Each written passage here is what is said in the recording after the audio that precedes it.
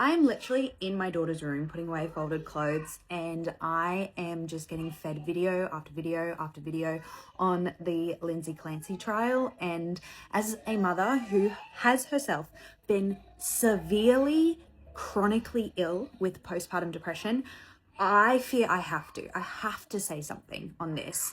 I am not going to go into too much detail because I actually have a whole podcast episode coming out around my thoughts around this trial and maternal mental health and how it is all sort of dealt with in the world. I'm obviously not American based, but as an Australian woman, it is painful to watch how this whole case is kind of being dealt with, both like in the courtroom and trial by social media. Trigger warning, I am about to discuss some pretty heavy topics around maternal mental health, but when I say that I was severely unwell and kind of see parts of my own journey be mirrored back to me in Lindsay Clancy's experience, I was suggested to go and do a maternal mental health admission in a postpartum maternal mental health sort of hospital, which I declined. And I know now, as a totally rational person, it would be like, why would you decline that? I was mentally unwell, okay? And I was like, if I go into a mental health hospital, like, that's the end of me. Like, I'm never going to be able to get out of there. I'm going to be stuck there and I'm going to have failed as a mother and blah, blah, blah. So I like fought that tooth and nail. Do I think that was appropriate now in hindsight? No, I should have gone. I should have taken the help that was being offered to me, but I didn't.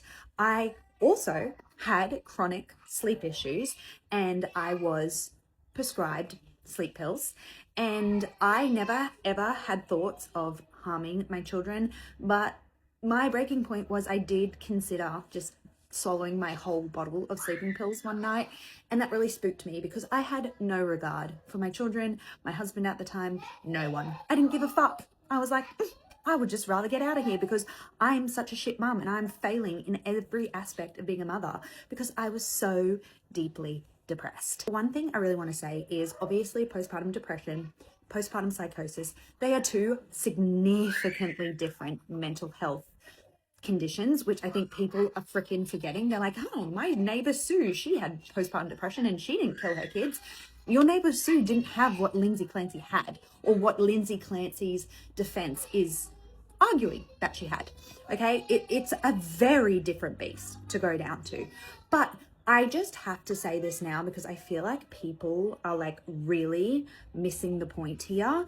No one is saying that if she killed her children, which she has herself admitted that yes, she did it, no one is saying she shouldn't be punished for that.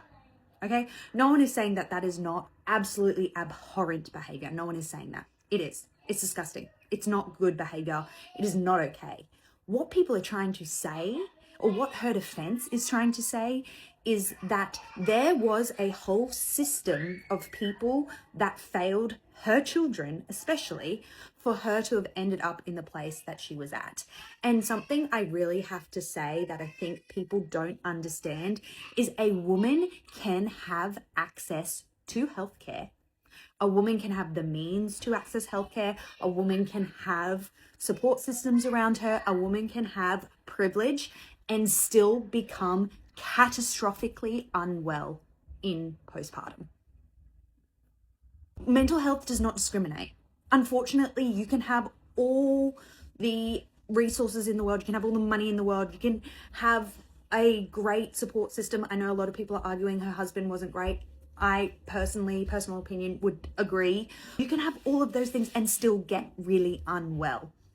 I'm sorry, that's just the reality of the situation. Unfortunately, it seems she did not have any of those steps. She did not have any of those things helping her. So if you can end up catastrophically unwell when you do have those things, how do you think people end up when they don't? Because let me tell you, if this was a story of a veteran who had PTSD and he had an episode from his PTSD and did something really bad, harmed other people, etc., people would acknowledge that whatever he did was really bad, but they would also acknowledge he was sick and unwell.